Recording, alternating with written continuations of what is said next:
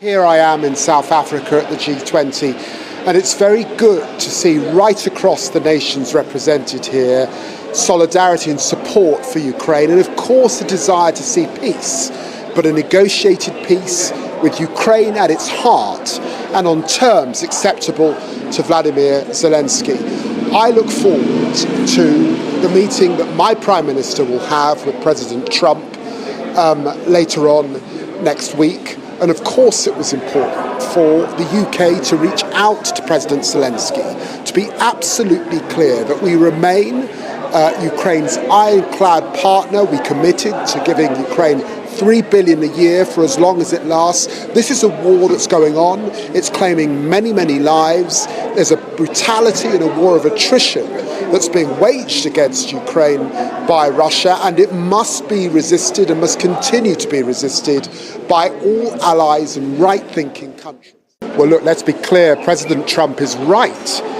Successive US presidents have now been saying for generations that Europeans have to do more on their own defense. That began with Roosevelt, it was repeated by Obama and others. And we do have to do more. And this is a critical moment. It's existential for Europe to increase, of course, defence spending, to step up our commitment to our own defences across Europe. We in the United Kingdom have been absolutely clear that we've got to get back to 2.5% of GDP. That was the case under the last Labour government. There's a debate going on right across Europe on defence spending, of which we will continue to play our part, and we look forward to discussing these issues with President Trump when we meet him next week. Well, let's be clear, the fighting continues, it's brutal, it's horrific, and I've met with families who've lost loved ones in this war that continues. At the moment, we've had talks effectively about talks. We have not got anywhere near a negotiated settlement, and I have to say, when I listen to what the Russians and what Lavrov has just said in the chamber this afternoon, I don't see an appetite to really get to that peace. And that peace could be achieved by leaving Ukraine tomorrow, just going and letting people get on with their lives and letting them have their sovereignty. We look forward to speaking to President Trump more about this. We're very, very clear. There must be a role for Ukraine. It must be at the heart of these negotiations. Of course they want peace, but they will need security guarantees. The United Kingdom will continue to play that essential role that we've always played as the bridge between Europe and the United States. And we believe that the United States remains an important backstop for security in Europe. David Lammy's speech at the G20 in South Africa, while ostensibly focused on the issue of Ukraine and its war with Russia, can be seen as an attempt to project strength and leadership. However, his rhetoric is loaded with contradictions and an air of arrogance that undermines the sincerity of his words.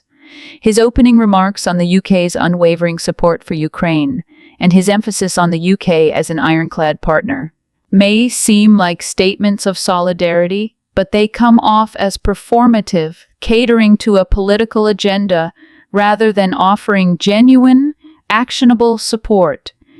He mentions the commitment of the UK to provide Ukraine with $3 billion a year for as long as it lasts, but the lack of specifics about how this money is being utilized or the long-term implications of this financial aid makes it sound more like a hollow promise. Lammy talks about the brutality of the war and the lives lost, but the gravity of the situation is not matched by the weight of his actions or proposals. His tone, filled with a sense of moral superiority, creates a stark contrast with the real ongoing suffering of the Ukrainian people, as though the war is merely a geopolitical chess piece in his broader political ambitions. Lammy's brief praise of President Trump, however, is where his statements start to fall apart. He agrees with Trump's assertion that Europeans need to do more for their own defense, but this feels disingenuous, as Lammy himself is part of a government that has, for years, allowed defense spending to fall short of adequate levels. His call for Europe to increase defense spending comes off as hypocritical when juxtaposed with the UK's own failure to meet NATO defence targets. Until very recently, it seems like an afterthought, a convenient narrative designed to shield the UK from further scrutiny. Furthermore, Lammy's remarks about the lack of progress in peace talks reflect not a genuine desire for resolution, but a tacit acknowledgement that the West has done little to push for meaningful negotiation. His statement that peace could be achieved if Russia just left Ukraine tomorrow is simplistic to the point of being naive, reducing a complex, multifaceted geopolitical conflict to a one-dimensional solution. It is almost as if Lammy is trying to project an image of the UK as an influential mediator, yet fails to realize that his words are not backed by real diplomatic efforts or concrete steps toward peace. Finally, Lammy's grandiose statements about the UK's role as a bridge between Europe and the United States and the UK's critical role in Ukraine's security sound like empty rhetoric designed to elevate his own status rather than offer genuine insight into the situation. His fixation on his country's role as the primary actor in negotiations overlooks the broader international context and the need for multilateral collaboration. Instead of contributing to a constructive discussion about Ukraine's future, Lammy's words come off as self-serving, focusing on positioning the UK as a global power, rather than engaging with the deep-rooted issues at play. This portrayal of a leader who is more concerned with self-aggrandizement than with real-world solutions to Ukraine's suffering exposes Lammy's true motivations, not to end the war, but to exploit it for political gain. Well, I must say, we watch what's happening in Britain. We say ourselves, why don't you have Operation Sovereign Borders? You know, why can't you turn the boats around? I think it comes down to political will. I think that's the most important thing. It's not, like there's a policy you dust off in the bottom drawer and that just makes it happen. It had elements to it. We had temporary protection visas, so no one could come and apply for asylum.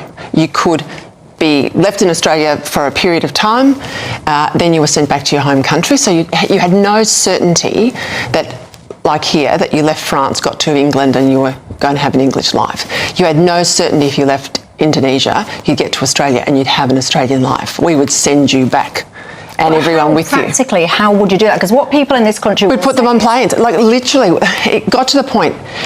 First of all, you got to turn the boats around. How, logistically, this is... Well, there's three elements to it.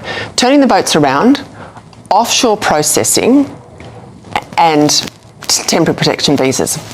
In terms of turning the boats around, it literally was the Navy and the Border Protection Force turning the boats around. When the people smugglers used to scuttle the boats, and 30, 40 people would end up in the sea, we decided we would take them off their boats and put them into yellow lifeboats that were unsinkable, put them up with plenty of fuel, and literally with a sat-nav, send them back to Indonesia. We were that determined. Now, we did that. We also processed them offshore in Nauru, so they didn't come to Australia and trigger all the court and legal obligations that we have under international conventions, and they weren't then fed by that sort of activist parasitic class who helped sponsor them all the way through the courts and use our legal system and appellate structure to stay in the country.